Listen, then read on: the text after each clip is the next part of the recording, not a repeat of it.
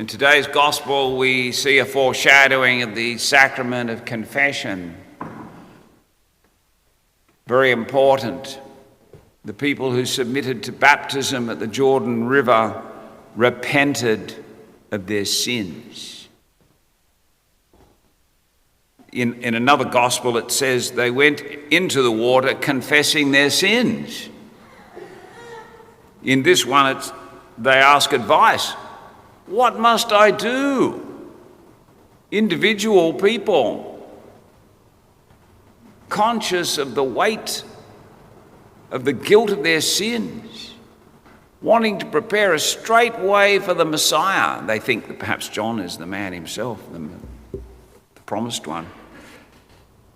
But he says, no, there's one coming after me, and his winnowing fan is in his hand to clear the threshing floor, to gather the wheat into his barn. He didn't mince words, separation of wheat from husks, sheep from goats, light from darkness. We know very well we need to have a conversion of heart. In the early church, of course, it was adults who presented themselves for baptism. John's baptism was a foreshadowing of Christ's baptism. He and his disciples began to do the baptizing. But John was the one preparing the way. Today we have Michael the baptizer, not John the baptizer. But he's not doing Michael's baptism, he's doing Christ's baptism. That's the sacrament.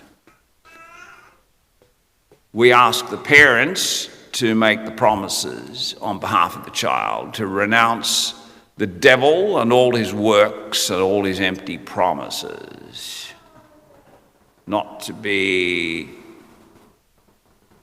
attracted by the glamour of evil, and to refuse to be mastered by sin, to promise to be a witness to the faith, to initiate the child into the faith. So adults make promises on behalf of the child and then try to educate the child to know the difference between good and evil and to choose what is good so that they can follow Christ.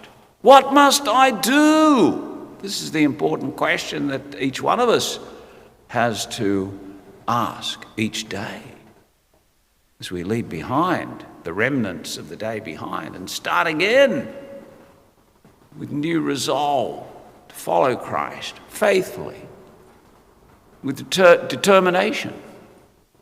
That's the best way also that we can prepare to celebrate his first coming, acknowledging that his power is at work in us through his sacraments.